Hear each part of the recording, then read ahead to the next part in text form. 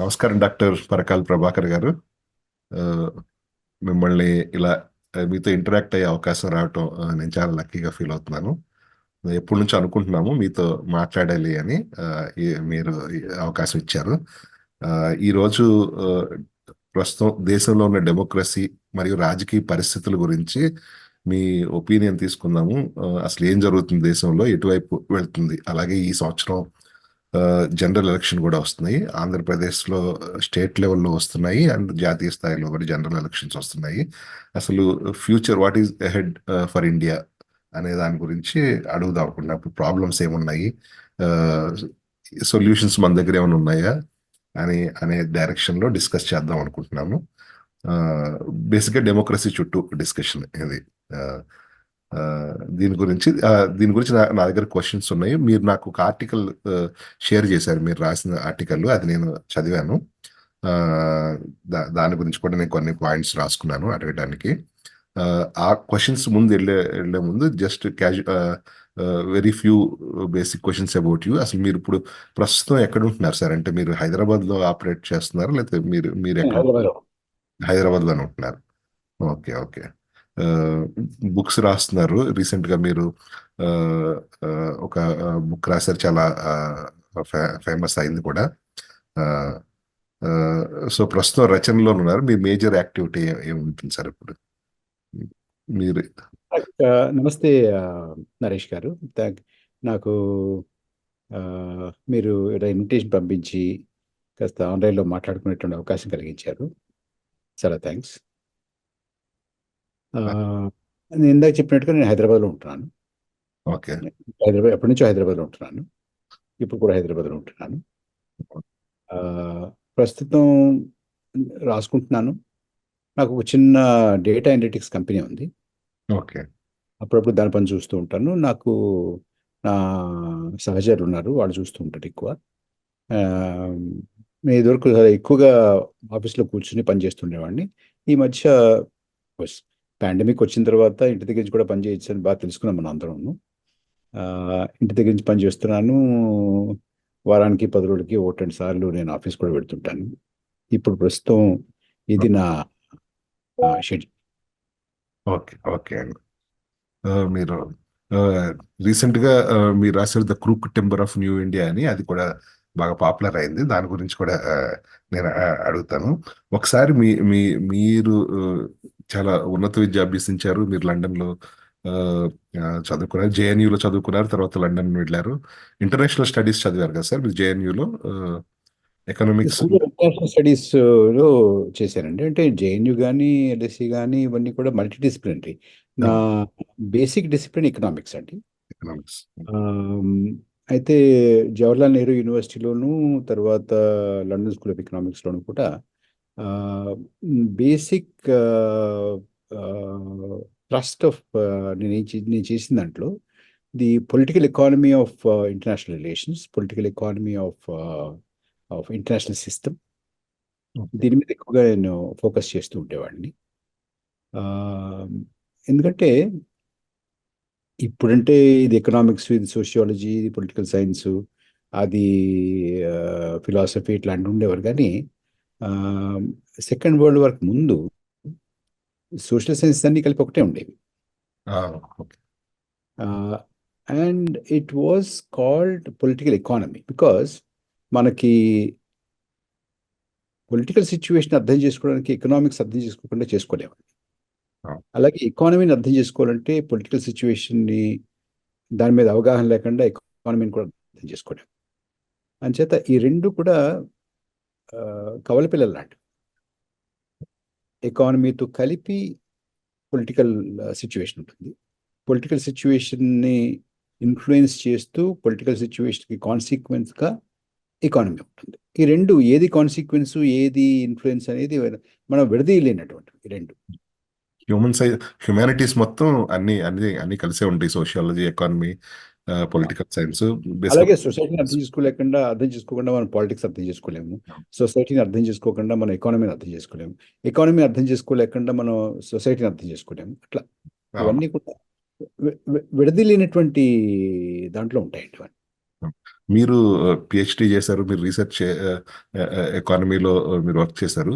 కానీ ఆ తర్వాత మీరు ఆ, ఈ టీవీలో మీరు ప్రతిధ్వని చేస్తున్నప్పటి నుంచి మాకు అవగాహన ఉంది. మీ విశ్లేషణలు అవి చూస్తూ ఉన్నాము. అప్పటి నుంచే మీరు బాగా పరిచయం తెలుగు వాళ్ళకి కూడా అందరికీ. ఆ, మీ పేరెంట్స్కి కొంత రాజకీయ నేపథ్యం ఉండటం వల్ల మీరు ఈ పబ్లిక్ ఇంటలెక్చువల్ సైడ్కి వచ్చారు. అంటే మీరు అకాడమిక్స్లోనే కంటిన్యూ అవ్వకుండా అటువైపే పూర్తిగా కాన్సన్ట్రేట్ చేయకుండా ఇటు ఆ, మీకు చాలా మంచి చాలా కెరీర్ ఉండేది. మీరు ఇలస్ట్రేట్స్ బ్యాక్గ్రౌండ్ ఉంది మీకు. ఆ, కానీ మీరు మీడియాలోకి వచ్చారు.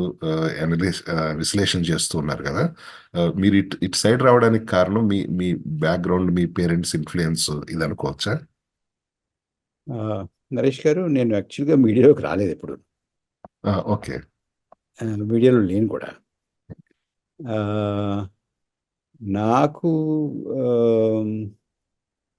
ఈటీవీ వారు ఆ రోజుల్లో మీరు వచ్చి ఒక ప్రోగ్రామ్ చేస్తే బాగుంటుంది అని సజెస్ట్ చేస్తే నేను ప్రోగ్రామ్ చేయగలనా ఆ, అని అనుకున్నాను.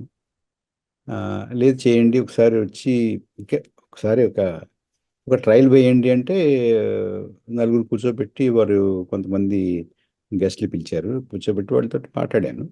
నాకు తెలియదు, రికార్డ్ అయింది, రికార్డ్ చేశారు. ఉమ్, రికార్డ్ చేసి వేసి చాలా బాగుందన్నారు. అలా నేను ఈటీవీలో ఒక చర్చా కార్యక్రమాన్ని నిర్వహించడం మొదలుపెట్టాను తప్ప, మొదలుపెట్టాను, కొన్నాళ్ళు చర్చా కార్యక్రమం చేశాను. సుమారు 4 సంవత్సరాలు చేసినట్టున్నాను. ఆ, చేస్తే సరే అనుకున్నాను, అంతే తప్ప ఆ, మీడియాలో లేనండి. ఆ ఆ ప్రొఫెషన్లో నాకు ట్రైనింగ్ లేదు. ఓకే. ఆ, నేను జర్నలిస్ట్గా కూడా ట్రైన్ కాలేదు. ఆ, తర్ఫీదు లేకుండా ఏదో నేను జర్నలిస్ట్ అని చెప్పుకోవడం కూడా మంచిది కాదు. బికాజ్ అది అదొక అదొక ప్రొఫెషన్. ఉమ్, దానికి కొన్ని ఆ, కొంత తర్ఫీదు కావాలి, కొంత ఆ, దాని పట్ల ఒక అవగాహన ఉండాలి. అవేమి లేవు నాకు. నేను నా తర్ఫీదంలా ఎకానమీ గురించి చూడడం, దాని ప్రభావం రాజకీయాల మీద ఎలా ఉంటుందో చూడడం, రాజకీయాల్ని అర్థం చేసుకోవడం, రాజకీయాలు ఎకానమీని, ఆర్థిక వ్యవస్థని ఎలాగా ఆ, ప్రభావితం చేస్తాయో చూడడం, దీంట్లో నా ట్రైనింగ్. ఉమ్, ఇంకోటి ఏంటంటే, అంటే మీకు తెలుసు కదా, పిహెచ్డి చేస్తే ఎలా ఉంటుందంటే ఆ, దేనికైనా కూడా ప్రమాణం ఏమిటి, సోర్స్ ఏమిటి, ఇది నమ్మదగిందా కాదా, ఇది అర్థం చేసుకుని ఒక విషయాన్ని కూలంకషంగా అధ్యయనం చేసి, అధ్యయనం చేసినటువంటి దాన్ని ఎలా చెప్పాలి, దానికి ప్రమాణాలని ఎలా జత చేయాలి. నాకున్నటువంటి తర్ఫీదు శిక్షణ అంతా కూడా దీని మీద ఉంది. అవును. ఆ, అయితే ఇవాళ ఏమవుతుందంటే ఆ, ముఖ్యంగా మీడియాలోను, తర్వాత సోషల్ మీడియాలోను ఆ, ప్రతి వాళ్ళు ప్రతిదీ అయిపోగలుగుతున్నారు. అయితే నేను అలాగా నాకున్నటువంటి తరఫీదుని దాటి, నేను పరిధిని దాటి నేను ఎప్పుడు వెళ్ళదలుచుకోలేదు. ఎప్పుడైనా పొరపాటున అటు ఇటు ఏదో వెళ్ళినా, ఏదైనా మాట్లాడినా కూడా మళ్ళీ వెనక్కి వచ్చి నాకు దేంట్లో తరఫీదు ఉందో, నాకు దేని పట్ల ఎక్కువగా అవగాహన ఉందో, దేని పట్ల నేను అథెంటిక్గా మాట్లాడగలను, వాటి గురించి మాట్లాడడానికి నేను ప్రయత్నం చేస్తాను. ఓకే. ఆ, ఇప్పుడు కాసేపు మనం మీరు రాసిన ఆర్టికల్ నుంచి ప్రస్తుతం దేశ రాజకీయాల గురించి వెళ్దాము. ఆ, కొంతకాలం క్రితం నేను ఒక ఒక కేరళ నుంచి ఒక ప్రొఫెసర్ ఒక కామెంట్ చేశారు. అది వివాదాస్పదమైంది. ఆయన ఏమన్నారంటే ఇండియాలో ప్రస్తుతం ప్రోటో ఫ్యాసిజం ఉన్నది. ఫ్యాసిజంకి ముందు దశ. మనకి ఇంకా ఫ్యాసిజంకి వెళ్ళలేదు, కానీ we are going towards that direction. ఆ ప్రోటో ఫేజ్ లో ఉంది అని అని ఆయన విశ్లేషించారు. అప్పుడు వివాదం అయింది. ఇప్పుడు నేను జర్మనీలో ఉంటాను.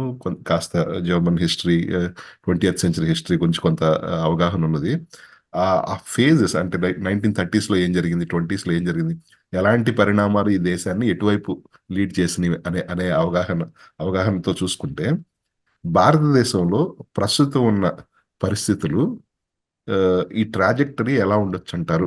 లుక్స్ లైక్ ఇప్పుడు ప్రస్తుతం ఉన్న సర్వేలు అవి చూసుకుంటే పోల్ సర్వేలు మళ్ళీ థర్డ్ టైము కరెంట్ ఇంకంబెంట్ గవర్నమెంట్ మళ్ళీ వస్తుంది, మోడీ గారు మళ్ళీ ప్రైమ్ మినిస్టర్ అవ్వచ్చు అనే సూచనలు కనిపిస్తున్నాయి. ఎన్ని సీట్లు వస్తాయి అనేది తెలియదు కానీ కొంచెం అటువైపు మొగ్గు చూపిస్తున్నట్టున్నాయి. సో ఇది ఈ ట్రాజెక్టరీ మీరు ఎలా ఎలా చూస్తారు, ఎలా అవటానికి అవకాశం ఉన్నది, ఇది భారతదేశం ఎలా రెస్పాండ్ అవుతుంది ఒకవేళ ఆ దిశగా అడుగులు పెడితే, కొంచెం టువర్డ్స్ ఫ్యాసిజం అడుగులు పెడితే ఇండియా బై నేచర్ మన దేశ నేచర్ ఎలాంటిది, అది రెసిస్ట్ చేస్తుందా లేకపోతే it will go with the flow అనుకుంటున్నారా? ఒకటి ఈ సంవత్సరం జరిగేటువంటి ఎన్నికలు ఎలా ఉండబోతున్నాయి అనేది మనం అప్పుడే జోస్యం చెప్పలేమండి. ఓకే. చాలా మంది ఇట్స్ ఫోర్గోన్ కంక్లూజన్, తప్పకుండా ఉన్నటువంటి ప్రభుత్వం మళ్ళీ వస్తుందని అంటున్నారు. నాకు అది ఖచ్చితంగా ఇప్పుడు ఉన్నటువంటి ప్రభుత్వమే మళ్ళీ ఎన్నికే వస్తుంది అని అనలేను నేను. ఇప్పుడున్నటువంటి అధికార పక్షం నెగ్గి వస్తే నేను ఆశ్చర్యపోను, ఓడిపోయినా కూడా ఆశ్చర్యపోను. ఓకే. అంటే ఇవాళ ఉన్నటువంటి పరిస్థితులు ఎలా ఉన్నాయి, ఒకసారి 2-3 రంగాలు తీసుకుందామండి. నాకు కాస్త బాగా పరిచయం ఉన్నటువంటి రంగం ఆర్థిక రంగం. ఆర్థిక రంగం, నేను స్పెసిఫిక్ గా ఆర్థిక రంగం ఇంటర్నేషనల్ రిలేషన్స్ గురించి మిమ్మల్ని అడుగుదాం అనుకున్నారు. సో మీరు టాపిక్ తీసుకొచ్చారు, ఆర్థిక రంగం గురించి వెళ్దాం. నరేష్ గారు, దేశంలో ఇవాళ నిరుద్యోగం, ముఖ్యంగా యువతలో నిరుద్యోగం ప్రపంచంలో అతి ఎక్కువగా ఉన్నటువంటి దేశాల్లో భారతదేశం ఒకటి. మనకి యువతలో నిరుద్యోగం 24% ఉందండి. ఇది చాలా ఎక్కువ. మీకు 2-3 ఉదాహరణలు చెప్తాను. ఆ మధ్య ఒక 2 ఏళ్ల క్రితం 22 అనుకోండి, 22 మొదట్లో ఫిబ్రవరి, జనవరి ఆ ప్రాంతంలో రైల్వే వాళ్ళు జాబ్ రిక్రూట్మెంట్కి అడ్వర్టైజ్మెంట్ ఇచ్చారండి. అవి ఎన్టీపీసీ జాబ్స్ అన్నారు, నాన్ టెక్నికల్ ప్రిఫర్డ్ కేటగిరీస్, అంటే మాన్యువల్ జాబ్స్. 35,000 ఉద్యోగాలకి 1,25,00,000 మంది దరఖాస్తు చేసుకున్నారండి. ఒకటి. 2, ఇప్పుడు గాజాలో అక్కడ ఉన్నటువంటి పాలస్తీనుల్ని వాళ్ళని ఉద్యోగాలను తొలగించి కొత్తగా రిక్రూట్ చేసుకోవడానికి ఒక పథకం ప్రవేశపెట్టారు ఇజ్రాయలీ గవర్నమెంట్. ఉత్తరప్రదేశ్ నుంచి, ఇండియా నుంచి తీసుకోవడానికి కొన్ని ఏర్పాట్లు చేసుకున్నారు. ఉత్తరప్రదేశ్, హర్యానా నుంచి విపరీతంగా యువకులు వాటి కోసం పోటీ పడుతున్నారు. ఇది కాకుండా ఈ మధ్య అది అయిన తర్వాత ముందు ఆ 2 రాష్ట్రాల నుంచి, తర్వాత మధ్యప్రదేశ్ నుంచి, రాజస్థాన్ నుంచి, ఢిల్లీ నుంచి విపరీతంగా మాకు ఉద్యోగాలు కావాలి వెళ్తున్నారు. వాళ్ళని ఈ మధ్య పత్రికా వాళ్ళు అడిగారు, దేవుటి యుద్ధంలోకి వెళ్తున్నావు ఏంటి, యుద్ధం జరుగుతుంది కదా, నీకు ₹1,00,000 ఇచ్చినా, ₹1,00,000 ఇచ్చినా, ఎంత ఇచ్చినా కూడా బతుకుంటావో లేదు కూడా తెలియదు కదా నీకు అని అడిగితే, ఇక్కడ ఉద్యోగం లేకుండా చచ్చే కంటే అక్కడ ప్రాణాలకు తెగించి ఉద్యోగం చేస్తే అదృష్టం ఉంటే బతికితే వెనక్కి వస్తాం, కదా డబ్బులు తీసుకుని వెనక్కి వస్తాం అంటే ఎంత డెస్పరేషన్లో ఉన్నారో చూడండి. ఇది చాలా ముఖ్యమైనటువంటిదండి. ఇది అంటే మన దేశానికి డెమోగ్రాఫిక్ డివిడెండ్ ఉంది అని అనుకున్నాం. అంటే మొత్తం జనాభాలో సుమారుగా 53% 25 సంవత్సరాలు 30 సంవత్సరాల కన్నా తక్కువ జనాభా. అంటే మిగతా దేశాలన్నీ కూడా ముసలి దేశాలు అయిపోతున్నప్పుడు మనకి ఉత్పత్తి చేయగలిగేటువంటి సామర్థ్యం ఉన్నటువంటి జనాభా, అంటే యువకుల సంఖ్య చాలా ఎక్కువగా ఉంది. ఇది ఎన్నాళ్ళు ఉంటుంది? ఇంకో 10 ఏళ్ళు ఉంటుంది, 15 ఏళ్ళు ఉంటుంది. ఈ 10 ఏళ్ళు 15 ఏళ్ళు ఇంత డెమోగ్రాఫిక్ డివిడెండ్ ఉన్నటువంటి దాన్ని వాళ్ళందరినీ ఉద్యోగాలు లేకుండా, సద్యోగాలు లేకుండా కూర్చోబెట్టేసి వాళ్ళకి ఇవ్వకుండా పోతే దేశం ఏమైపోతుంది, ఆర్థిక వ్యవస్థ ఏమైపోతుంది ఇవాళ ఉన్నటువంటి పరిస్థితి. ఇక ధరల పెరుగుదల మామూలుగా లేదు నరేష్ గారు. అంటే ఇప్పుడు లేకపోతే గవర్నమెంట్ తరపున చెప్పేటువంటి వాళ్ళు ఎంత అది ఎంత 6% ఉంది, 7% ఉంది, 7% నుంచి 6% తగ్గింది అని అంటున్నారు. ఇప్పుడు ఇందులో మనం తెలుసుకోవాల్సింది ఏంటంటే 6%, 7% ఏంటంటే అది ఎంత ఎంత పెరుగుతోంది అని, తగ్గడం కాదు అది. ఓకే. అంటే ఇవాళ ₹100 ఉన్నది ₹7 అవుతుంది, ₹107 అవుతుందా, ₹106 అవుతుందా?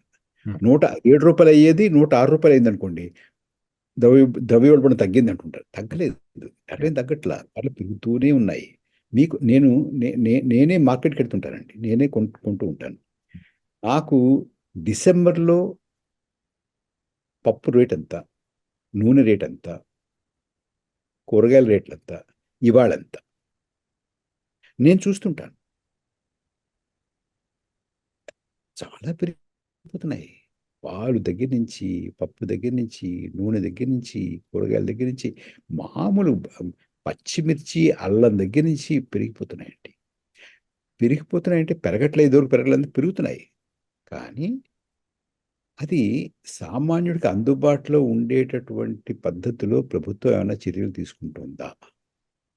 తీసుకోవట్లేదు. అంటే పెరుగుతోంది అనేటటువంటి స్పృహలో కూడా ప్రభుత్వం లేకుండా, పెరగడం లేదు, నిరుద్యోగం లేదు, మేము పేదరికాన్ని నుంచి 30 కోట్ల మందిని, 50 కోట్ల మందిని పైకి తీసుకొస్తున్నాము అని చెప్తూ వెళ్తున్నారంటే, అంటే ప్రభుత్వం దీని ఆశ కూడా చూసుకోవట్లా. అసలు పేదరికం 5% పడిపోయింది, చాలా ప్రోగ్రెస్ అని కూడా చెప్తున్నారు ఇప్పుడు. అసలు అసలు అసలు దేశంలో పేదలు లేరు అన్నట్టుగా మాట్లాడుతున్నారు కదా. అవును. ఒకవేళ ఇప్పుడు అలాగే వరల్డ్ హంగర్ ఇండెక్స్ ఉంది, అవును. అందులో మనం చాలా కింద ఉన్నాం. దాన్ని ప్రభుత్వం కాదంటోంది. అంతర్జాతీయ సంస్థలు ఏదన్నా చెప్తే వాటిని యాంటీ ఇండియా క్యాంపెయిన్ గా చెప్తున్నారు, ఏదైనా ఏం చెప్పినా. వాళ్ళకి నచ్చినట్టు చెప్తే బాగానే ఉంటుంది, నచ్చకపోతే మాత్రం అది భారత వ్యతిరేకత, ప్రభుత్వం వ్యతిరేకత, మోడీ వ్యతిరేకంగా ఉన్న వాళ్ళు చెప్తున్నారు అని అంటుంటారు. అది కాసేపు పక్కన పెడదామండి. ఇప్పుడు దేశంలో ఆకలి లేదు, నిరుద్యోగం లేదు, పేదరికం లేదు అంటున్నటువంటి ప్రభుత్వం 82 కోట్ల మందికి వచ్చే 5 సంవత్సరాలకి నెలకి 5 కిలోల ఆహార ధాన్యాలు ఇస్తామని ఎందుకు చెప్పాలండి? పేదరికం లేదు, లేదు. ఉద్యోగం లేదు, ఆకలి లేదు.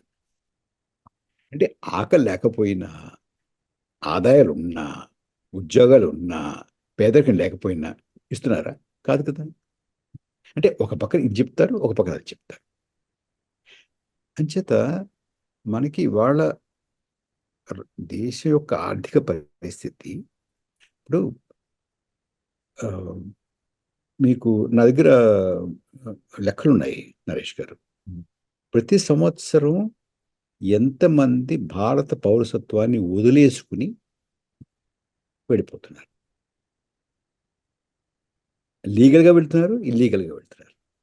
గుజరాత్ నుంచి వెళ్ళిపోతున్నారు, అమెరికా వెళ్తున్నారు. అమెరికాలో వెళ్ళడానికి ఇల్లీగల్ గాను, లీగల్ గాను 60 లక్షలు, 70 లక్షలు, 50 లక్షలు ఇచ్చి పెడుతున్నారు. మీకు తెలుసు ఇవన్నీ. వాళ్ళని అరెస్ట్ చేస్తున్నారు, వెనక్కి పంపించేస్తున్నారు. వాళ్ళు వెళుతున్న విమానాన్ని ఆపేసి అక్కడ ఇక్కడ దింపేస్తున్నారు వాళ్ళంతా. అయినా కూడా పరిగెత్తి వెళుతున్నారు అనేటటువంటి ప్రయత్నం చేస్తున్నారు, పరిగెత్తి వెళ్ళిపోయేటువంటి ప్రయత్నం చేస్తున్నారంటే ఇక్కడ పరిస్థితులు ఏమిటి? అంతేకాకుండా మనకి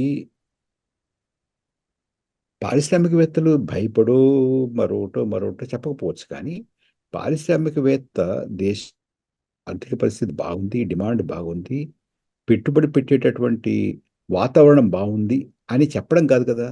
దానికి రుజువు ఏమిటి? పెట్టుబడి పెట్టడం. మీరు గత 10 సంవత్సరాలుగా చూస్తే సంవత్సరానికి 30%, 32%, 31% పెట్టుబడి పెట్టేటటువంటి ప్రైవేటు పెట్టుబడి 19%కి పడిపోయింది వాడు. ఇది గమనించాలి మనం. అంటే ఇన్వెస్ట్మెంట్ క్లైమేట్, పెట్టుబడి పెట్టేటటువంటి ఆ సానుకూల వాతావరణం, అక్కడ తేడా వచ్చినట్టు లెక్క. నిరుద్యోగం పెరుగుతోంది, ధరలు పెరుగుతున్నాయి, చాలామంది బయటికి వెళ్ళిపోవడానికి ప్రయత్నం చేస్తున్నారు, వెళ్ళిపోతున్నారు. పెట్టుబడి పెట్టేటువంటి వాళ్ళు పెట్టుబడి పెట్టట్లేదు, ఆగుతున్నారు. ఇక్కడ ఉన్నటువంటి విదేశాల నుంచి వచ్చినటువంటి పెట్టుబడి మీరు ఆ, ఉక్రెయిన్ యుద్ధానికి ముందు నుంచే, యుద్ధం తర్వాత కూడా కాదు, యుక్రెయిన్ యుద్ధం తర్వాత ముందు నుంచే ఇక్కడి నుంచి నెమ్మదిగా పెట్టుబడులు ఉపశమనం జరుగుతూ వస్తుంది.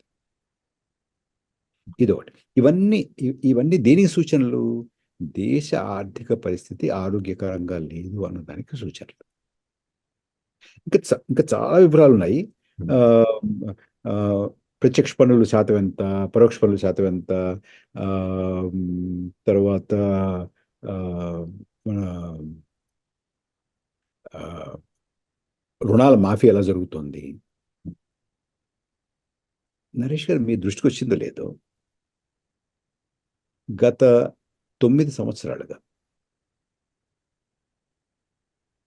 కార్పొరేట్ సంస్థల అప్పులని సుమారు 25 లక్షల కోట్ల అప్పుల్ని మాఫీ చేశారండి. Hmm. ఒక పక్క రైతులు మాకు కనీస మద్దతు ధర ఇవ్వాలంటే, అమ్మో చాలా అయిపోతుంది, 5,000 కోట్లు అయిపోతుంది, 10,000 కోట్లు అయిపోతుంది అంటున్నారండి. మీరు చూడండి, ఈ కాంట్రాస్ట్ చూడండి. సో ఈ రకమైనటువంటి పరిస్థితి ఆర్థికంగా ఉంది. ఇక మనది ఒక ఫెడరల్ స్ట్రక్చర్లో కేంద్రం పన్నులు వసూలు చేస్తుంది, వసూలు చేసి డివిజిబుల్ పూల్ ఉంటుంది, అంటే డివైడ్ చేయగలిగినటువంటి పూల్, అందులో నుంచి రాష్ట్రాలకు వెళ్తుంది. దీనికి ఒక ఫార్ములా ఉంటుంది. కానీ ఆ ఫార్ములాని వాళ్ళు ఎలాగోలాగా దాన్ని దాటి కొన్ని రాష్ట్రాల్లో రూపాయి వసూలు చేస్తే 30 పైసలు ఇవ్వడం, కొన్ని రాష్ట్రాలకి రూపాయి వసూలు చేస్తే 6 రూపాయలు ఇవ్వడం.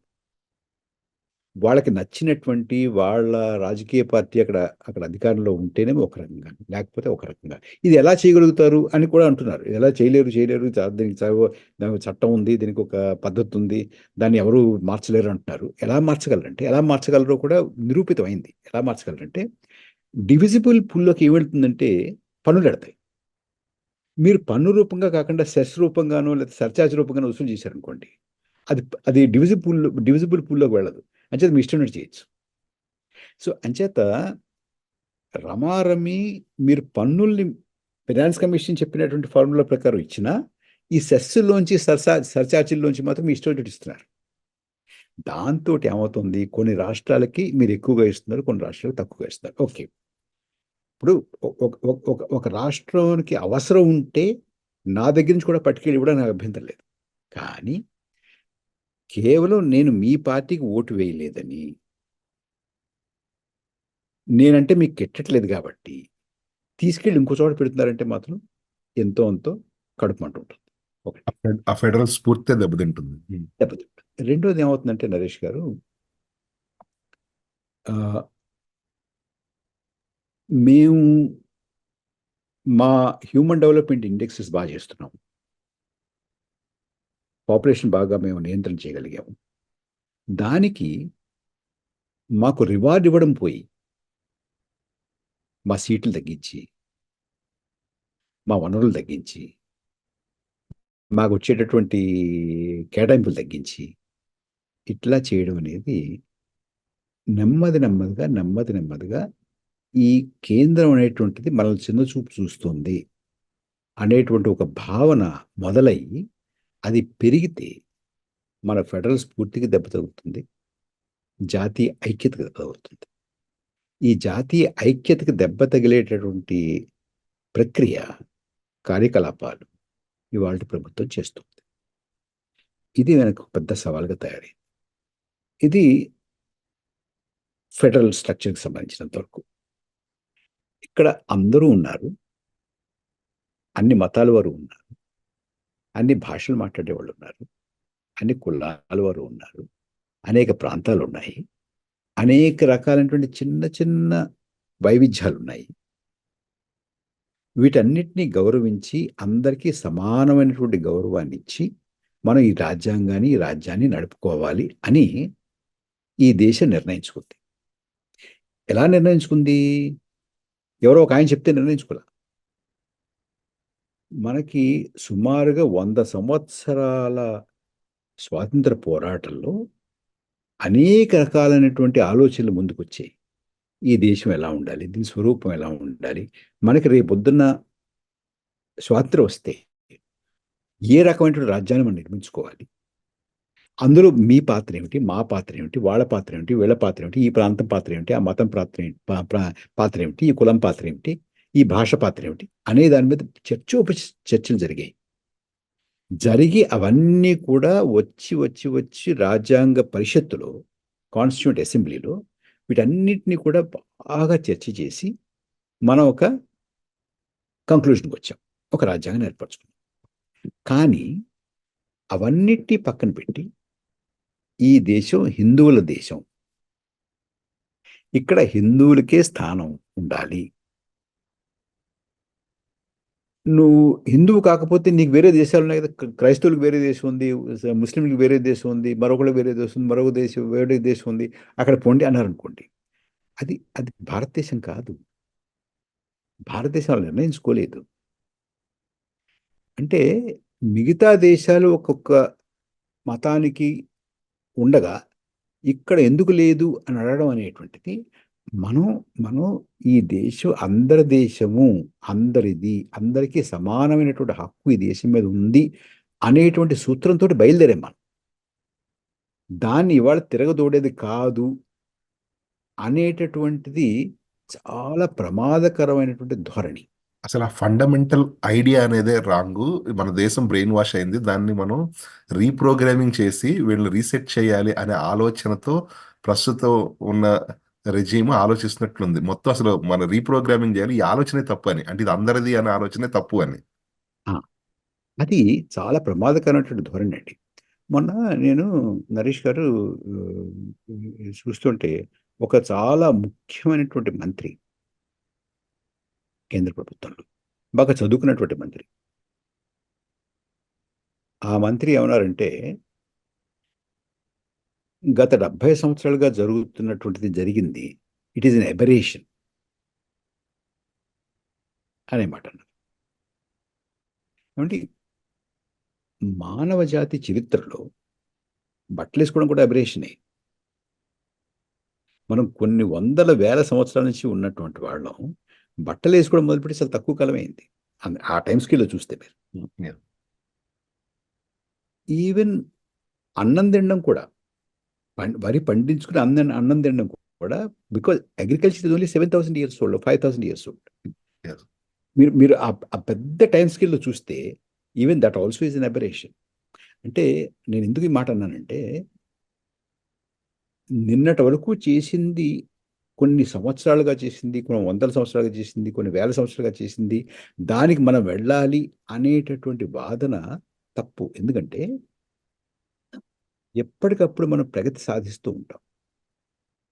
ఆ ప్రగతిని మనం చూసి ఇది మంచిది, ఇది ఇది ఇది ఇది ప్రగతి అనుకుని దాన్ని పాటిస్తామా? లేకపోతే 300 సంవత్సరాల క్రితం మనం అలా ఉన్నాం కాబట్టి అలా వెళ్ళిపోదాం అనుకుంటాం. రాయడం కూడా ఎబరేషనే కదా, ప్రింటింగ్ ఎబరేషనే కదా, పుస్తకాలు కూడా ఎబరేషనే, లిటరేచర్ ఎబరేషనే, పుస్తకాలు ఎబరేషనే కదా, ఫోన్ ఎబరేషనే కదా, అసలు education aberration, formal education is aberration. ఇలా ఇలా వీడియోలో మాట్లాడుకోవడం ఎబరేషనే కదా. మానేస్తామా? మానేమంటారా ఆయన? కాదు కదా. అంచేత మనం ఎప్పటికప్పుడు వస్తున్నటువంటి ప్రోగ్రెస్ని, అభివృద్ధిని, ప్రగతిని మనలో ఆహ్వానించుకుంటూ, కలుపుకుంటూ ముందుకు వెళ్ళాలి. అది సామాజికంగా చేయాలి, ఆర్థికంగా చేయాలి. మన మౌలికమైనటువంటి విలువలు ఏమిటి, ఆ మౌలికమైనటువంటి విలువల్ని దెబ్బతీసేవేమిటి, అలాంటి దెబ్బతీసి ఎవరైనా ఉంటే వాటిని నెమ్మదిగా ఒక్కోదాన్ని వదిలించుకుంటూ ముందుకెళ్ళడమా? లేకపోతే ఆ దెబ్బతీసేటువంటివి, లేకపోతే మనల్ని బలహీనపరిచినటువంటి విలువలకు వెనక్కి వెళ్ళిపోవడమా? అంటే గతంలోకి వెళ్ళిపోవాలి అనేటువంటి ఒక ధోరణి ఉంది చూడండి. ఇది బాగా ప్రబలిపోయింది. ప్రబలిపోవడమే కాకుండా నరేష్ గారు ఏం జరుగుతుందంటే, దీన్ని పాటించేటువంటి వాళ్ళు, ఈ ఆలోచన ధోరణిలో ఉన్నటువంటి వాళ్ళు మిగతా వాళ్ళందరినీ భయభ్రాంతులు చేయడం, వాళ్ళ మీద దాడులు చేయడం. మీకు గుర్తుందో లేదో, నాకు ఆశ్చర్యం ఇప్పటికీ, హరిద్వార్లో ఆ, ధర్మ సంసద్ అని పెట్టారండి. అందరు సాధువులు, సంతులు, వాళ్ళు మాట్లాడేటటువంటి తీరు సాధువులు మాట్లాడేటువంటి తీరేనా, సంతులు మాట్లాడేటువంటి తీరేనా? వాడిని చంపేయాలి, వీళ్ళని చంపేయాలి, మీరు ఇళ్లలో ఆయుధాలు పెట్టుకోండి, ఇలాంటి ఇలాంటి మాట చెప్పి వాళ్ళని ఎకనామిక్ బాయ్కాట్ గురి చేయాలి, వాళ్ళని రానివ్వకూడదు, వాళ్ళని ఇక్కడి నుంచి తరివేయాలి, వాళ్ళ మీద దాడులు జరగాలి, మారణహోమం వైపు తీసుకెళ్ళాలి, జెనోసైడ్ అనేటువంటి పిలుపులు ఇస్తున్నారు. ఈ రకంగా అంటే దేశంలో ఉన్నటువంటి ఒక సుహృద్భావ వాతావరణం, రకరకాల మతాలని అవలంబించే వాళ్ళ మధ్య, ప్రాంతాల మధ్య, కులాల మధ్య, భాషలు మాట్లాడేటువంటి వాళ్ళ మధ్య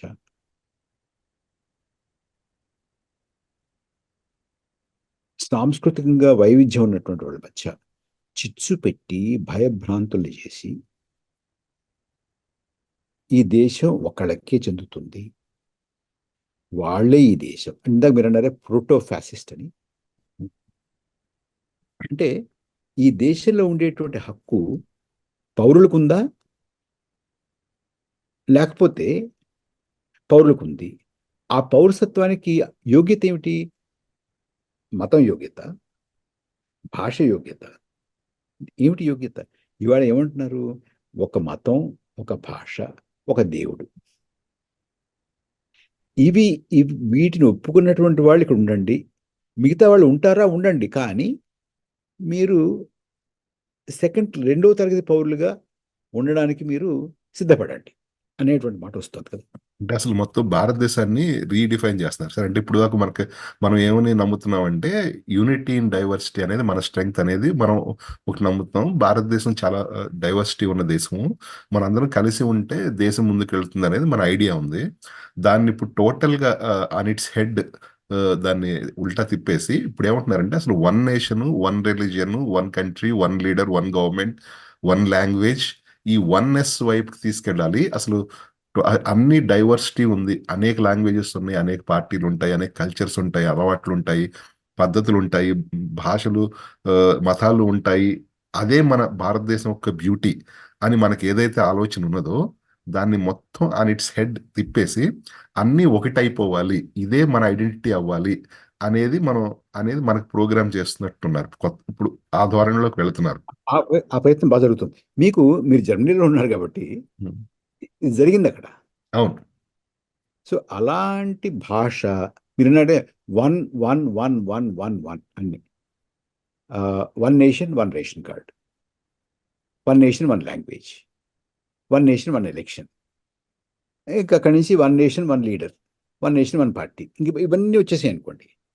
అంటే ఇంకోటి నరేష్ గారు, ఇందులో ఇందులో మన దేశానికి సంబంధించినంత వరకు ఇంకొక వైవిధ్యం ఏంటంటే, మతాల మధ్య ఉన్నటువంటి వైవిధ్యం పక్కన పెడతాం, వైరుధ్యం కాదు వైవిధ్యం పక్కన పెడతాం కాసేపు. అసలు అంటే స్థూలంగా హిందువులు అనుకునే వాళ్ళలో కూడా చాలా వైవిధ్యాలు ఉంటాయి కదా. అవన్నీ కూడా కాల రాసేసి వాటన్నింటినీ కూడా ఆ వైవిధ్యం కూడా లేకుండా చేసేసి మొత్తం అందరూ ఒక మూసలోనే ఉండాలి అనేటటువంటి ప్రయత్నం కూడా జరుగుతుంది కదా. అసలు హిందువులు ఇప్పటి వరకు ఈ రీజనల్ పార్టీలు వచ్చిన తర్వాత కులాలుగా విడిపోయారు. ఇది మనకి చాలా దెబ్బ. హిందువులందరూ తమను తాము మతంతో ఐడెంటిఫై చేసుకోవాలి, కులంతో ఐడెంటిఫై చేసుకోకూడదు. మతంతో ఐడెంటిఫై చేసుకొని ఒక గ్రూప్ గా ఫామ్ అయితే మనం బలంగా ఉంటాం అనేది ఒక నేరేటివ్. అది కూడా అది కూడా ఎవరు నిర్వచిస్తున్నారు అది? ఆ హిందూ ఐడెంటిటీని ఎవరు నిర్వచిస్తున్నారు? ఎక్కడ నిర్వచనం జరుగుతుంది దానికి? అది అక్కడ కూడా మనం కొంచెం జాగ్రత్తగా ఉండాలి. ఆ, ఇప్పుడు ఇందులో 2, 3 ఆ, వైపరీత్యాలు ఉంటాయండి. రిషి సునక్ ప్రధానమంత్రి అయ్యాడు అనుకోండి, మావాడు అయ్యాడంట. కమలా హ్యారిస్ ఇక్కడ ఉపాధ్యక్షుడు అయింది అనుకోండి, చూసావా, మావాళ్ళు అయ్యారంట. కానీ ఎవరు ఇక్కడ అవ్వకూడదు, మనవాళ్ళు అవ్వాలి. ఎందుకంటే ప్రపంచానికి ఆది గురువు మన విశ్వగురు మనమే కాబట్టి. అది ఇంకోటి నరేష్ గారు, నాకు ఆశ్చర్యం ఏంటంటే, నువ్వు గొప్పవాడివి గొప్పవాడని ఎవరనాలి? ఇతరులు అనాలి. నేను గొప్పవాడిని మనం చెప్పుకుంటే గొప్పవాడు మనం. ఇంకోటి, ఏ సంస్కృతికి ఆ సంస్కృతి గొప్పదండి, ఏ దేశానికి ఆ దేశం గొప్పదండి. ఇప్పుడు ఆఫ్రికా వెళ్ళి మీకేం తెలియదు మూర్ఖులు అనగలవా మీరు? చైనా వెళ్ళి అనగలరా? తప్పు కదా అది. అంటే మనకి మనం గొప్ప, వాళ్ళకి వాళ్ళు గొప్ప. మనకి మన మాతృభాష తీగా ఉంటుంది, వాళ్ళకి వాళ్ళ మాతృభాష తీగా ఉంటుంది. మనకి మన తల్లి గొప్ప, వాళ్ళకి వాళ్ళ తల్లి గొప్ప. మనకి మన నది గొప్ప, వాళ్ళకి వాళ్ళ నది గొప్ప. ఇప్పుడు జననీ జన్మభూమిశ్చ స్వర్గాదపి గరీయసి, ఇది మనకే కాదు కదా, వాళ్ళకి కూడా అంతేగా. వాళ్ళ జనని, వాళ్ళ జన్మభూమి స్వర్గానికన్నా గొప్పవి కదా. మనకెంతో వాళ్ళకి అంతే కదా. ఆ రకమైనటువంటి ఆ, ఇతరుల్ని ఆమోదించడం, సహించడం క్షీణించిపోయింది. క్షీణించిపోవడానికి పనిగట్టుకుని క్షీణించేలా చేసేటటువంటి శక్తులు బయలుదేరాయి. అది ఏదో కారణాల చేత అటువంటి వాళ్ళు రాజ్యాధికారంలోకి వచ్చారు, వచ్చి దాన్ని మరింత తీవ్రతరం చేస్తున్నారు. ఇప్పుడు ఇలాంటి రకమైనటువంటి ఆలోచన ధోరణులకి చాలా సానుకూలమైనటువంటి వాతావరణం ఎప్పుడంటే, భారత చరిత్రలో స్వాతంత్రం వచ్చిన వెంటనే, దేశ విభజన జరిగిన వెంటనే. ఇక్కడి నుంచి శవాలు అటు ఇటు పోవడం, అటు నుంచి శవాలు ఇటు రావడం, అల్లకల్లోలం అయిపోవడం, ఆ, మారణ హోమాలు జరగడం. అప్పుడు హిందువులు ముస్లింలు ఒకళ్ళ మీద ఒకళ్ళు కత్తులు దూసుకునేటువంటి పరిస్థితి. అప్పుడు ఈ రకమైనటువంటి శక్తులకు ఎక్కడా కూడా ఆ, చలామణి లేదు. ఇప్పుడు మొదలయ్యాడు. అంటే నా ఉద్దేశంలో మనందరం కూడా ఒకటి, ఈ దేశం అందరిది, ఒక లౌకికమైనటువంటి ధర్మం మనం పాటించాలి అని అనుకున్నటువంటి శక్తులు, పార్టీలు, నాయకులు నెమ్మది నెమ్మదిగా ఆ విలువల నుంచి దూరమై, ఆ విలువల యొక్క ప్రాముఖ్యత జనానికి ఎప్పటికప్పుడు వివరించడం మానేయడం వల్ల, ఈ దేశం హిందువులదే, ఈ దేశం ఒక మతానికి చెందినటువంటిది, ఈ దేశం ఒక భాషకి చెందినటువంటిది అనేటటువంటి వాళ్ళు వాళ్ళ పని, వాళ్ళ శ్రమ, వారి కృషి అలా కొనసాగిస్తూ ఉండడం వల్ల ఇది బలహీనపడి అది శక్తివంతమైంది. దీనికి లౌకిక విలువలకు కట్టుబడ్డాము అన్నటువంటి పార్టీలు, నాయకులు అప్రమత్తంగా లేనందువల్ల, ఎన్నికలకి మధ్య ఏ రకమైనటువంటి రాజకీయ కార్యకలాపాలు చేయకపోవడం వల్ల, జనానికి చెప్పకపోవడం వల్ల,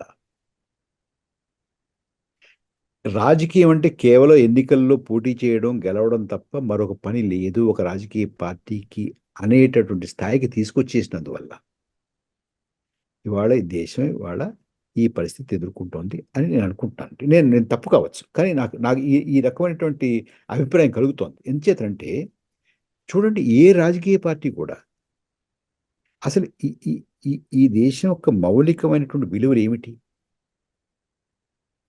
ఈ దేశం ఇలాంటి రాజ్యాంగం ఎందుకు ఇచ్చుకుంది? స్వాతంత్ర పోరాటంలో ఏ రకమైనటువంటి ఆలోచనలు ముందుకొచ్చాయి? ఆ ఆలోచనల యొక్క ఉదాత్తత ఏమిటి? ప్రాముఖ్యత ఏమిటి? ఎందుకు ఆ విలువలకి మనం కట్టుబడి ఉండాలి? మతమని, కులమని, ప్రాంతమని, భాషని, రకరకాలైనటువంటి ఈ శక్తులు ఎందుకు అవాంఛనీయం అనేటువంటి మాట చెప్పడం మానేశారండి. మానేసి పైపెచ్చు మానేయడమే కాకుండా అలాంటి శక్తులతో 4 సీట్లు వస్తాయనో, 4 ఓట్లు వస్తాయనో రాజీ చేసుకోవడం మొదలుపెట్టారు. మొదలుపెట్టినందువల్ల ఇవాళ మనం ఈ పరిస్థితికి వచ్చామా అని ఒక అనుమానం కలుగుతుంది. మీలాంటి వాళ్ళు ఆలోచించి ఇది ఇది ఇది కాదు, పలానా కారణం ఉందంటే మనం ఆలోచించుకోవచ్చు. అయితే ఇంకోటి కూడా ఉంది ఇందులో. ఇవాళ మన మన మన ప్రజాస్వామ్య వ్యవస్థ తీసుకుందాం. నరేష్ గారు, ఇవాళ మన ప్రజాస్వామ్య వ్యవస్థలో ఆ, చాలా లొసుగులు ఉన్నాయి. ఆ, చాలా పొరపాట్లు కూడా ఉన్నాయి. అందుచేత మనం ఇవాళ చూస్తున్నటువంటి అనేక పరిణామాలకి అందులో మూలాలు ఉన్నాయని నేను అనుకుంటున్నాను. నేను 2-3 ఉదాహరణలు మీకు చెప్తాను. ఒకటి,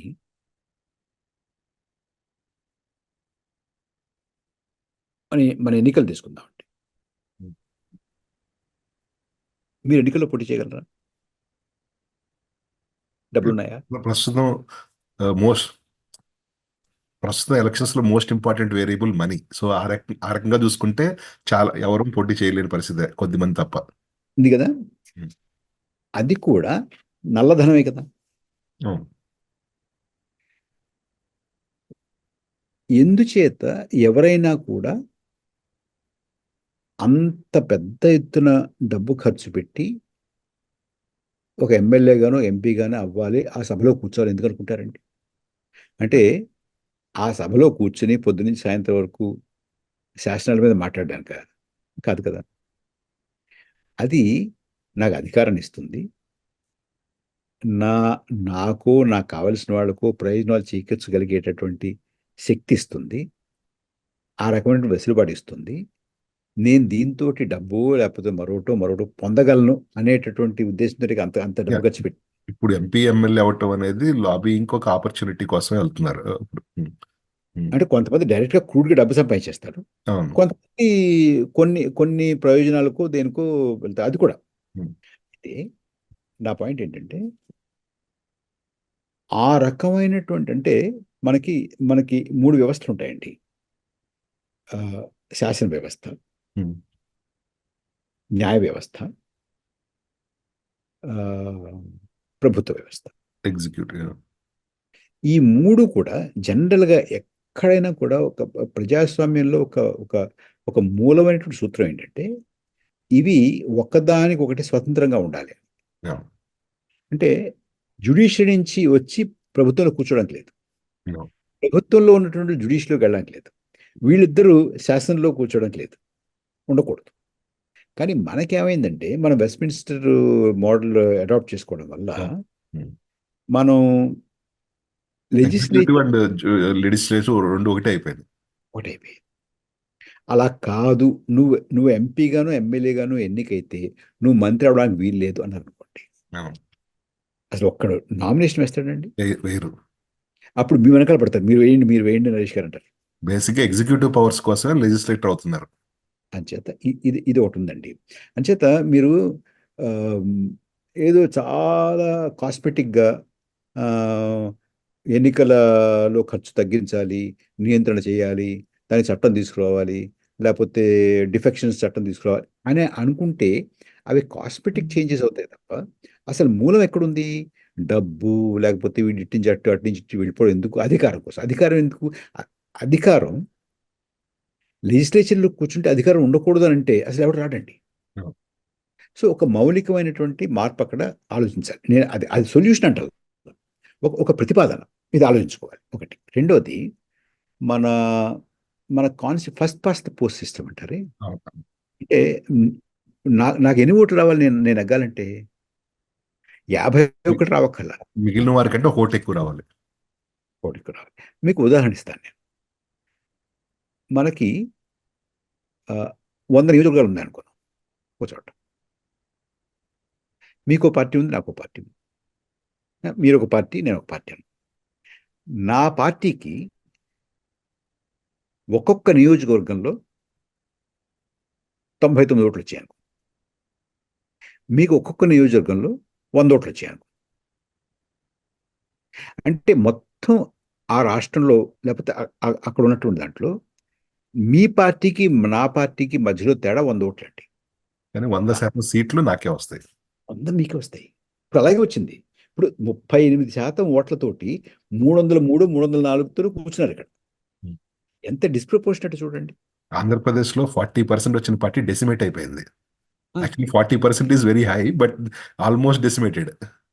అంటే ఇప్పుడు నేను అనేది ఏంటంటే, మీకు మీకు ఆ రకమైనటువంటి ఇప్పుడు 99 మంది మీ పార్టీ ఒక్కొక్క నియోజకవర్గంలో వేసినటువంటి వాళ్ళ అభిప్రాయం అక్కడ శాసనసభలోనూ లోక్సభలోనూ ప్రతిబింబించకుండా పోవడం అనేటువంటిది ఎంత అన్యాయం అండి. ఇది కూడా ఆలోచించాలి. రెండవది, మనకున్నటువంటి పరిస్థితుల్లో ఏంటి, ఇప్పుడు ఇదే 100 సీట్లు ఉన్నటువంటి ఒక రాష్ట్రం అనుకుందాం మనం కల్పితంగా. నాకు నా పార్టీకి 50 ఓట్లు ఉన్నాయి, మీ పార్టీకి 100 ఓట్లు ఉన్నాయి. కానీ 100 నియోజకవర్గాల్లో మీ పార్టీకి ఒక్కొక్క నియోజకవర్గంలో ఒక్క ఓటు పడింది, జెర్రీ 100 ఓట్లు. కానీ నాకు 10 నియోజకవర్గాల్లో 10 ఓట్లు పడ్డాయి, 5 ఓట్లు పడ్డాయి. నాకు నాకు 10 సీట్లు వస్తే మీకు ఒక సీట్ కూడా రాదు. నాకు హైదరాబాద్ వచ్చిన ఈ జెర్రీ మెండరింగ్ ఎగ్జాంపుల్ హైదరాబాద్. ఎంఐఎం ఒకే చోట ఉంటుంది కాబట్టి 7 సీట్లు గెలుస్తారు. లోక్సత్తా లాంటి పార్టీలు కానీ మిగతావి వాళ్ళ 2% ఓటింగ్ స్టేట్ అంతా ఉంటుంది కానీ ఏ సీటు గెలవరు. ఇది ఇది ప్రజాస్వామ్య స్ఫూర్తికి ఎంత విరుద్ధం అండి. సో ఇటువంటి వాటి గురించి మనం ఆలోచించకుండా చాలా మామూలు కాస్మెటిక్గా ఈ చట్టం తీసుకురావాలి, ఆ చట్టం తీసుకురావాలి, ఖర్చు తగ్గించాలి, ఖర్చు మీద నియంత్రణ ఉండాలి, ఇట్లాంటి వాటి వల్ల కాదు. అంటే ఫండమెంటల్స్ మీద డిస్కషన్ జరగాలంటారు మీరు. Basic very fundamental. ఇప్పుడు ఇప్పుడు మనం ఈ రాజ్యాంగం పెట్టుకుని మన స్వాతంత్రం వచ్చి 75 ఏళ్ళు అయిందండి. 75 దాటుతుంది. రాజ్యాంగం పెట్టుకుని 75 ఏళ్ళు. ఈ రాజ్యాంగం ఈ 75 సంవత్సరాల్లో ఎలా పనిచేసింది, దానివల్ల మనకు కలిగినటువంటి లాభాలేమిటి, నష్టాలేమిటి, ఇబ్బందులేమిటి, ఏ సమస్యల్ని ఇది పరిష్కరించగలిగింది, ఏ కొత్త సమస్యలు వచ్చాయి అనే దాని మీద ఒక కూలంకషమైనటువంటి చర్చ దేశంలో జరగాలి కదా. జరగకుండా, ఎందుకంటే రాజకీయ పార్టీలు ఈ చర్చను చేయవండి. ఎందుకంటే రాజకీయ పార్టీలన్నీ కూడా ఈ ఈ పద్ధతికి వాళ్ళందరూ కూడా బెనిఫిషరీస్. చూడండి, ఒకసారి మనం ఎవరిని మనం ఉద్దేశించి మాట్లాడక్కర్లేదు, కానీ మీరు ఒక్కసారి భారతదేశ చిత్రపటాన్ని చూసుకుంటే కాశ్మీర్ నుంచి ఒక్కటి చూసుకోండి, ఒక ఫ్యామిలీ పార్టీ కానీ లేదు, ఏదో ఒక నాయకురాలి యొక్క జేబు సంస్థలుగా మొత్తం రాజకీయ. రాజకీయ పార్టీలోనే డెమోక్రసీ లేదు. అంటే డెమోక్రసీకి వెహికల్స్గా ఉండాల్సినటువంటి రాజకీయ పార్టీలే మోస్ట్ అన్డెమోక్రటిక్ అయిపోయాయండి. సో ఇటువంటి వాటిని అడ్రస్ చేయాలి అనేది నా ఉద్దేశం. దీని మీద చర్చ జరగాలి. మీరు దగ్గర అన్ని సమాధానాలు లేవు. మీరు షేర్ చేసిన ఆర్టికల్లో యాక్చువల్లీ సొల్యూషన్ కూడా అడుగుదాం అనుకున్నాను. దాంట్లో దీనికి కొంత బెటర్ ఆల్టర్నేటివ్ మోడల్ ఒక చైనీస్ సిస్టమ్ అని పిలుస్తున్నారు అని చెప్పారు. ఆ సిస్టమ్ అంటే కొంచెం ఎక్స్ప్లెయిన్ చేయగలరా? వాళ్ళు అంటే చైనీస్ సిస్టమ్ బెటర్ అని అంటలా, వాళ్ళు ప్రపోజ్ చేస్తున్నారు అలాగా. చాలా థర్డ్ వరల్డ్ కంట్రీస్లో వాళ్ళ ప్రభావం ఈ మధ్య ఎక్కువైంది కాబట్టి, ఎందుకంటే బాగా ఎయిడ్ ఇస్తున్నారు. వాళ్ళు ఏమంటారంటే, చూడు అవన్నీ కాదు, లిబరల్ డెమోక్రసీ కాదు, మల్టీ పార్టీ డెమోక్రసీ కాదు, మాదే డెమోక్రసీ అనేటువంటి మాట మాట్లాడుతారు. ఏంటో చెప్తారా అసలు? అంటే ఏంటో సిస్టమ్ అనేది వాళ్ళు ఏమంటారంటే, ఇప్పుడు అమెరికా ఉంది, లేకపోతే ఇండియా ఉంది, లేకపోతే ఇలాంటి దేశాలు ఉన్నాయనుకోండి. ఎంతమంది ఆ, ఎన్నికల్లో పాల్గొంటున్నారు? మన దేశంలో కొంచెం ఎక్కువ, 60% మందితో పాల్గొంటారు. ఉమ్, మీకు అమెరికా 30-30% కన్నా ఎక్కువ పాల్గొరు. So it is not representative. Um, తర్వాత ఎప్పుడు తీసుకున్నా కూడా మీరు ఎన్నుకున్నటువంటి వాళ్ళ పనితీరు ఎలా ఉందంటే బాగలేదని చాలా మంది బాగలేదు అంటుంటారు. అంచేత అక్కడ కూడా ఆ రకంగా కూడా వాడు ఎన్నుకున్నటువంటి వాళ్ళు ఏం పెద్దగా పనిచేయట్లేదు. వాళ్ళకి ఏమైనా విషయం తెలుసా అంటే తెలియదు. చాలా మందికి ఎన్నుకోబడినటువంటి వాళ్ళకి పెద్దగా విషయ పరిజ్ఞానం ఉన్నటువంటి వాళ్ళు కాదు. అదే మా దేశంలో మేమేం చేస్తున్నాము, both election and selection mix చేసాం మేము. మిక్స్ చేసి ఆ, మేము ఈ గత 20 సంవత్సరాలుగా, 25 సంవత్సరాలుగా, 15 సంవత్సరాలుగా బ్రహ్మాండమైన ఆర్థిక ప్రగతిని ఇచ్చాము. మాది సక్సెస్ఫుల్. అంటే లిమిటెడ్ డెమోక్రసీ నెమ్మది నెమ్మది అంటే అంటే లిబరల్ డెమోక్రసీలో ఉన్నటువంటి పొరపాట్లని, లోటుపాట్లని మనం సర్దుకోకపోతే అటువంటి పరిమితమైనటువంటి డెమోక్రసీ, పరిమితమైనటువంటి ప్రజాస్వామ్యం ఉన్నటువంటి మోడల్స్ నెమ్మది నెమ్మదిగా ఆకర్షణీయంగా తయారవుతాయేమో అనేటువంటి భయాన్ని నేను వ్యక్తం చేశాను నేను రాసిన దాంట్లో. అవును కదా! వాళ్ళ గ్రోత్ రేట్ చాలా బాగుంది కదా! వాళ్ళ పావర్టీ చాలా తగ్గింది కదా! వాళ్ళ దేశాధినేత చాలా స్టేబుల్గా, మూడేళ్ళకి ఒకసారి, ఐదేళ్ళకి ఒకసారి వాళ్ళు వీళ్ళు వెళ్ళిపోకుండా, ఊరికే ప్రభుత్వాలు ఇటు మారిపోకుండా, ఇటు నుంచి అటు, అటు నుంచి వెళ్ళిపోకుండా చాలా చాలా నిలకడగా ఉన్నాయి కదా అనేటువంటి భావన వచ్చింది అనుకోండి. అంటే ఎప్పుడైతే మనం చేపట్టినటువంటి ప్రయోగం, మనం చే మన మన మన వ్యవస్థ ఎప్పుడైతే ఆ వ్యవస్థలో ఉన్నటువంటి లోటుపాట్లు, దోషాలు బాగా ఎక్కువైపోయి, అందులో ఉన్నటువంటి మంచిని కప్పిపుచ్చేంత ఎక్కువైపోతే, ప్రజాస్వామ్యానికే ముప్పొచ్చేటటువంటి, ప్రజాస్వామ్యం మంచిది కాదు అనేటటువంటి ఒక వాదనకి ఆకర్షణ పెరుగుతుంది, బలం పెరుగుతుంది అనేటువంటిది నా వాదన. అంచేత మనకున్నటువంటి ఈ ఈ liberal democracy, multi party democracy, దీన్ని మనం స్ట్రెంగ్తెన్ చేసుకోవాలి. ఇందులో ఉన్నటువంటి లోటుపాట్లు మనం ఏరి పారేసేటువంటి ఒక కరెక్టివ్ స్టెప్స్ మనం తీసుకోవాలి అనేది నా వాదన. మీరు యాక్చువల్గా సౌత్ వర్సెస్ నార్త్ ఈ ఫండ్స్ డివాల్యూషన్ గురించి కూడా నేను అడుగుదాం అనుకున్నాను. యాక్చువల్గా ఇప్పుడు సౌత్ ఇండియాకి ఇప్పుడు 2026లో మళ్ళీ రీఆర్గనైజేషన్ చేస్తున్నారు. ఎంపీ సీట్స్ ఇవన్నీ రిప్రజెంటేషన్ తగ్గిపోయే అవకాశం ఉంది. అండ్ ఆల్రెడీ మన మన దగ్గర నుంచి మనం పే చేసే ట్యాక్స్ అండ్ మనకు రిటర్న్గా సెంటర్ స్టేట్ డివాల్యూషన్లో వచ్చే ట్యాక్స్ తక్కువ ఉంది అనే అనే అనే ఒక వాదన ఎలాగో సాగుతుంది. ఇది అసలు మనీ విషయం పక్కన పెడితే అసలు పొలిటికల్ వాయిస్ తక్కువ సౌత్ ఇండియాకి. అంటే ఢిల్లీ చుట్టుపక్కల ఏదైనా చిన్న గొడవ జరిగినా ఒక వారం రోజులు న్యూస్ అంతా అదే ఉంటుంది. రాజకీయం మొత్తం ఢిల్లీ, యూపీ ఆ చుట్టూ తిరుగుతుంటుంది. మన సౌత్ లో ఒక స్టేట్ బర్న్ అయిపోయినా కూడా ఏం పట్టించుకోరు పెద్దగా. అది సౌత్ లో సీఎం చనిపోయినా కూడా ఒక రోజు కూడా న్యూస్ ఉండదు. ఒక స్టేట్ డివైడ్ అయినా ఏముంది పెద్దగా పట్టించుకోరు అది దేశవ్యాప్తంగా. ఆల్రెడీ పొలిటికల్ వాయిస్ తక్కువ ఉంది. అండ్ ఇప్పుడు ఇంకా ఈ ఈ జనాభా ప్రాతిపదికన డివైడ్ చేస్తే ఇంకా పొలిటికల్ వాయిస్ తగ్గిపోయే అవకాశం ఉంది. ఆల్రెడీ ఎకనామిక్ ఎక్స్ప్లాయిటేషన్ జరుగుతుంది అనే అనే వాదన ఉంది. అసలు దీని గురించి ఇంకా 2 ఏళ్లలోనే ఉంది, చర్చ జరగాలి. ఎన్ఎఫ్ చర్చ సౌత్ ఇండియాలో అన్నా జరుగుతుందా? అసలు రీజనల్ పార్టీస్కి ఏమో వాళ్ళ సెల్ఫ్ ఇంట్రెస్ట్ అయ్యే ఉన్నాయి. ఇప్పుడు సెంటర్లో ఉన్న స్ట్రాంగ్ గవర్నమెంట్ని ఎదిరించే బలం వాళ్ళలో కనిపించట్లేదు. పబ్లిక్ ఇంటలెక్చువల్స్ కూడా పెద్దగా మాట్లాడుతున్నట్లేదు. ఇప్పుడున్న 1-2 డిస్కషన్స్ ఆఫ్ టాపిక్ లాగా వస్తున్నాయి. కానీ అసలు సౌత్ ఇండియా దీని గురించి ఆలోచించాల్సినంత ఆలోచిస్తుందా?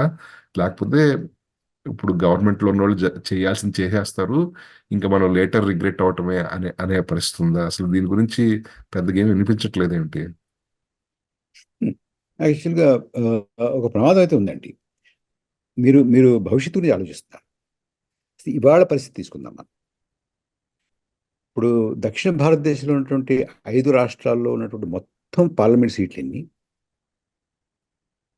ఈ పార్లమెంట్ సీట్లు మీరు ఒకసారి బేరీజ్ చేసుకుంటే ఉత్తర భారతదేశంలో ఉన్నటువంటి ఒక 3 రాష్ట్రాల పార్లమెంట్ సీట్లు దీంతో ఇంకే వీటికన్నా ఎక్కువ ఉన్నాయి. ఇప్పుడు ఉత్తరప్రదేశ్, బీహారు లేదా మధ్యప్రదేశ్ 3 కలిసి తీసుకుందాం. ఇక్కడ ఏ రకమైనటువంటి రాజకీయ అభిప్రాయం వెలువడినా కూడా ఆ 3 రాష్ట్రాల్లో మరొక దీని వ్యతిరేకమైనటువంటి రాజకీయ అభిప్రాయం వెలువడింది అనుకోండి, అవును, బుల్డోస్ ఇవన్నీ చేసేస్తారు, ఈజీగా బుల్డోస్ చేస్తారు కదా. ఇవన్నీ పోయినట్టే. యా. ఓకే. ఇక 26లో వచ్చేటటువంటి డీలిమిటేషన్ గనక ఇవాళ ఉన్నటువంటి సమాచారం ప్రకారం అలాగే జరుగుతుంది అని అనుకుంటే గనక అసలు ఇంక మీరు దాని గురించి మర్చిపోవచ్చు. మనకి భారతదేశంలో మనకి ఒక పాత్ర, మన వాయిస్, మన వాణి, మన అభిప్రాయాన్ని దయతో అంగీకరిస్తే వింటే విన్నట్టు, వినాలి, ఏవైనా సరే వినాల్సినటువంటి కంపల్షన్ ఉంటుంది అనేది మాత్రం నేను అనుకోవట్లేదండి. అవును. అదే కనుక జరిగితే ఇక నిధులు లేకపోతే వీటన్నిటికీ కూడా మనకి చాలా పెద్దగా నష్టం జరిగేటువంటి అవకాశం ఉంటుంది. చేత ఈ రకమైనటువంటి ధోరణిలో ఉన్నటువంటి రాజకీయాల్ని, ఈ రకమైనటువంటి ధోరణి ఉన్నటువంటి రాజకీయ నాయకుల్ని ఈ ఈ మనం అడ్డుకోపోతే దేశం మొత్తం, దేశ ఐక్యత కూడా ప్రమాద పరిస్థితిలో పడేటువంటి అవకాశం ఉందండి. ఇది కానీ ఇది మన దిశగా మరి రాజకీయ ప్రయత్నం ఏ రకంగా జరగట్లేదు అసలు. అంటే అంటే ఇది ఈ ప్రయత్నాలు జరుగుతున్నాయా, ఏం జరుగుతున్నట్టు కనిపించట్లేదు. అండ్ టైం అనేది దగ్గరకు వచ్చేస్తుంది కదా. అండ్ ఇప్పుడు మళ్ళీ ప్రస్తుతం ఉన్న గవర్నమెంట్ మళ్ళీ వాళ్ళకి నార్త్ ఇండియన్ బెల్ట్ లో మళ్ళీ ఎక్కువ సీట్లు రావటం వల్ల మళ్ళీ గవర్నమెంట్ లోకి వస్తే అసలు వాళ్ళకి సౌత్ ఇండియన్ వాయిస్ వినాల్సిన అవసరం కూడా లేదు వాళ్ళకి. సో వాళ్ళు దే విల్ గో అహెడ్ కదా. వాళ్ళకి బెనిఫిట్ కూడా. అంటే అక్కడ ఉత్తరప్రదేశ్ వీటిలో సీట్లు పెంచి ఇంకా సౌత్ రిప్రజెంటేషన్ తగ్గిస్తే అది వాళ్ళకి రాజకీయంగా కూడా బెనిఫిట్. అది వాళ్ళ స్ట్రాంగ్ హోల్డ్ కాబట్టి ఆ ఏరియాలో. మరి అంటే సొల్యూషన్ ఏమి లేదా అంటే దీని గురించి అంటే. నరేష్ గారు, సొల్యూషన్ ఎందుకు ఉండదని ఉంటుంది. సొల్యూషన్ మీలాంటి వాళ్ళందరూ ఆలోచిస్తున్నారు. అది చాలా శుభపరిణామం కదా అది. మీరు ఎప్పుడో జర్మనీలో కూర్చున్నారు, మీరు ఎందుకు ఆలోచిస్తున్నారు.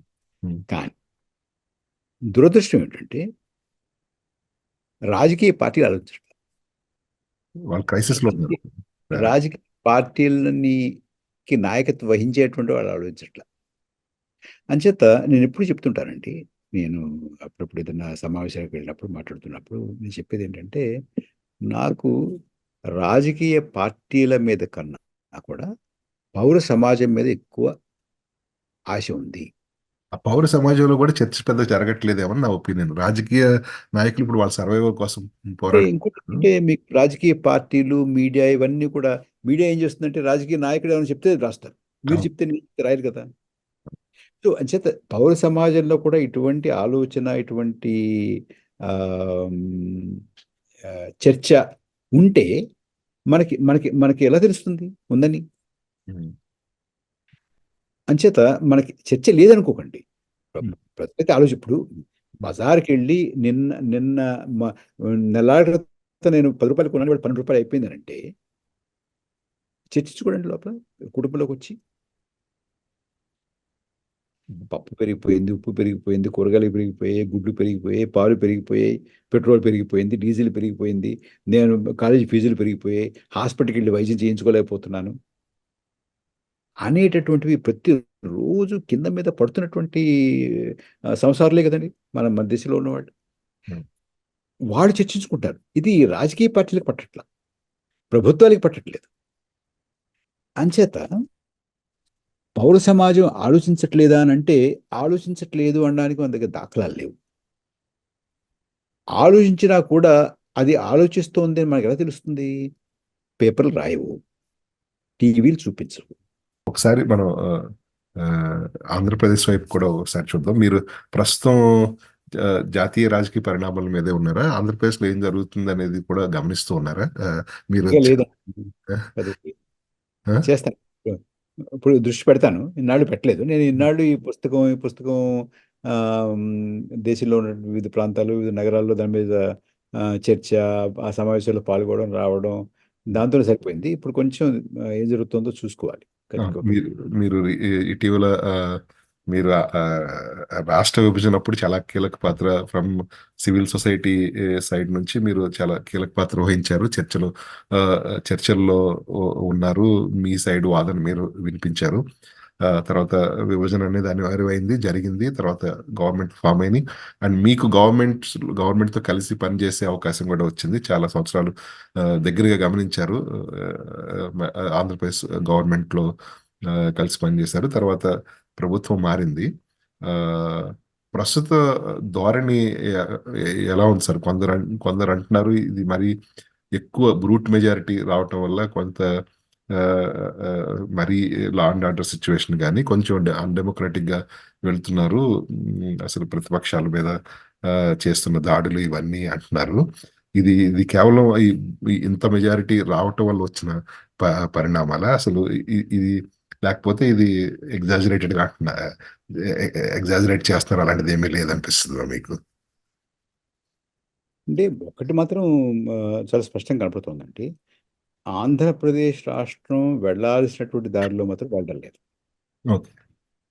అది మాత్రం చాలా స్పష్టంగా కనపడుతోంది. ముఖ్యంగా మీరు ఆర్థిక విధానాల మీద చాలా అవగాహన ఉంది మీకు. అవునండి. అదే నాకు నాకు బాగా ఇబ్బంది కలిగేది చూస్తే ఆహ్, చాలా ఆహ్, యాంగ్జైటీ కాజ్ చేసేదేంటంటే, మనకున్నటువంటి బ్రహ్మాండమైనటువంటి సహజ వనరులు కానీ, మానవ వనరులు కానీ, మనం పూర్తి స్థాయిలో ఉపయోగించుకోలేకపోతున్నాము అని. అంటే ఇప్పుడు నేను ఇప్పుడు ఈ పార్టీ, ఆ పార్టీ, ఈ యా. నాయకుడు, ఆ నాయకుడు అనేది మనం ఇప్పుడు వెళ్ళక్కర్లేదనుకోండి. కొంచెం పబ్లిక్ మళ్ళీ ఇంట్రెస్ట్ గురించే మాట్లాడుకుందాం మనం. మళ్ళీ ఒకసారి మనం మళ్ళీ ఇంకొక మనం సెషన్ పెట్టుకుందాం. ఈలోగా కాస్త పెట్టుకుందాం. నేను ఏం జరుగుతోంది అనే దాని మీద కాస్త దృష్టి పెడతాను.